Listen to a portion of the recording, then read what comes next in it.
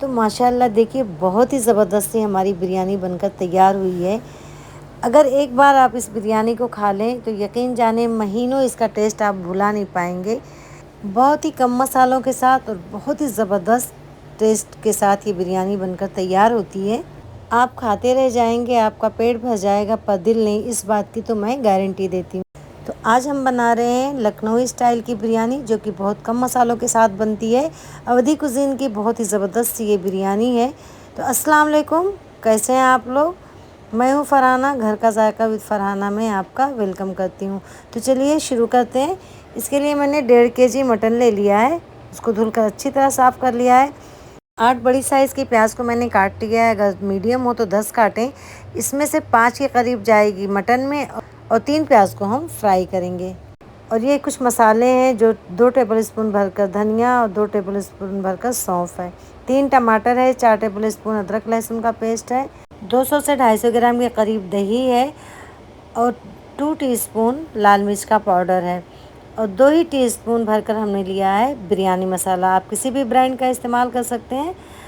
1 kilo चावल को हमने धुलकर भिगा दिया था आधा घंटा पहले और ये मसाले चावल में जाएंगे, जिसमें कि हमने 1 टीस्पून काली मिर्च ले ली है, 1 टीस्पून भरकर ज़ीरा ले लिया है, 10 छोटी इलायची ले ली है और उतनी हमने लौंग ले ली है, 2 दालचीनी के टुकड़े लिए हैं, 2 बड़ी इलायची, 1 जावित्री और 1 बादियान ले लिया है। ये सारे साबुत मसाले जब हम चावल को बॉईल करेंगे उस वक्त उसमें शामिल करेंगे। तो सबसे पहले हम गोश्त को रख देते हैं बनने। तो इसके लिए हमने चूल्हे पे कुकर को रख दिया है, इसमें डाल देंगे मटन।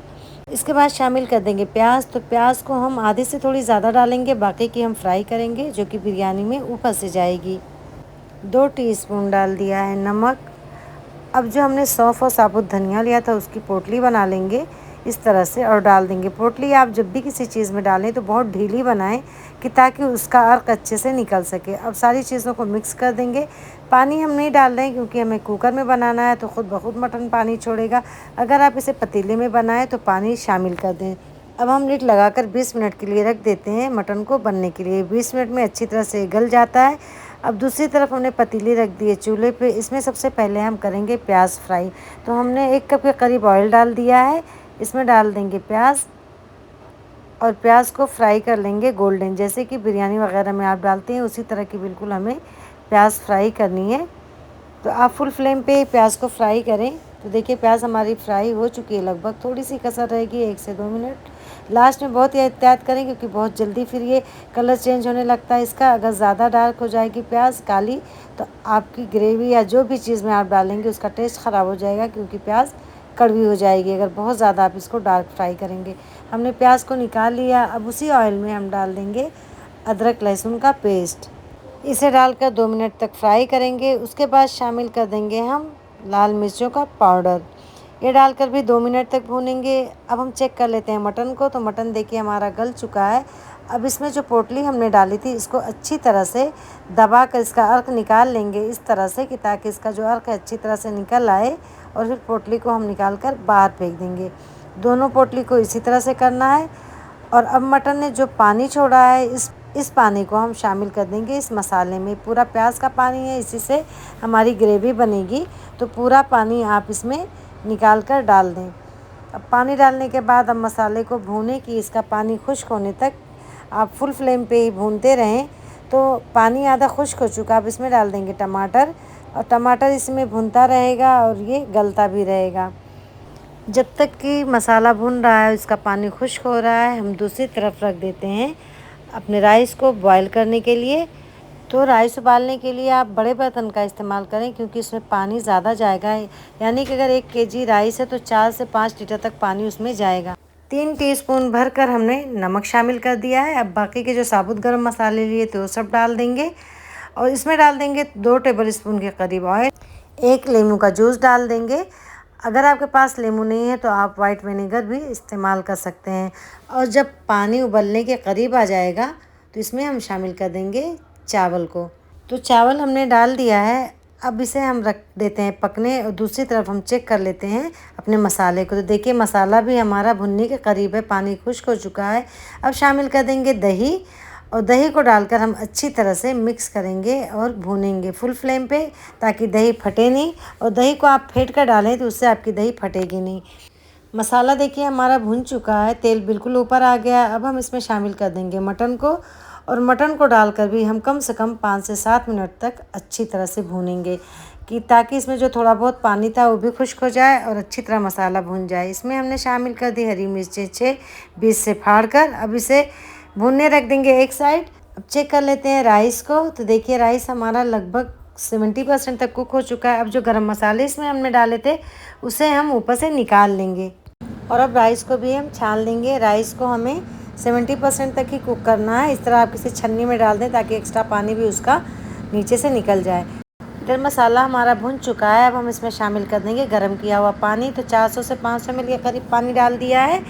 इसे अच्छी तरह से मिक्स करेंगे। इसमें शामिल कर देंगे बिरयानी मसाला 2 टीस्पून लिया था भरकर हमने। इसे अच्छी तरह से मिक्स करेंगे, और अभी फ्लेम को हमने फुल किया है कि थोड़ा सा इसमें एक उबाल आने वाला हो जाए, तब हम मीडियम कर देंगे, मीडियम टू स्लो कर देंगे हीट को, और लीड कवर करके रख देंगे इसे दम के लिए कम से कम 7 से 8 मिनट के लिए। तो देखिए मसाला हमारा बिल्कुल तैयार है, पानी भी खुश्क हो चुका है। इसी तरह का बिल्कुल हमें चाहिए। हम इसे एक बार अच्छी तरह से मिक्स कर लेते हैं, और इसमें हम डाल देंगे हरा धनिया। हरा धनिया भी डालकर आप अच्छी तरह से मिक्स करें। तो हमने मिक्स कर दिया है। अब हम फ्लेम को स्लो करके कम से कम 2 से 3 मिनट के लिए इसे रख देंगे साइड में। उसके बाद हम कर देंगे फ्लेम को ऑफ। अब हम दूसरे भगोने में राइस की लेयर लगाएंगे।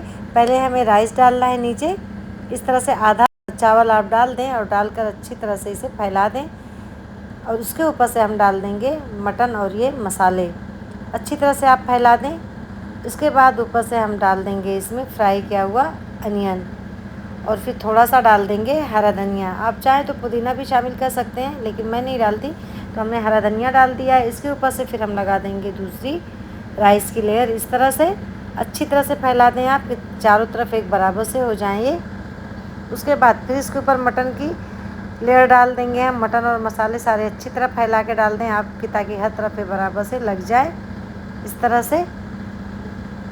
और उसके बाद डाल देंगे हम फ्राई किया हुआ प्याज, और फिर हरा धनिया डाल देंगे। इसके बाद मैंने डाल दिया है 2 टेबल स्पून के करीब केवड़ा वाटर। बिल्कुल ऑप्शनल है, अगर आप डालना चाहें तो डाल दें, वरना कोई ज़रूरी नहीं, लेकिन इससे बड़ी अच्छी सी खुशबू आती है।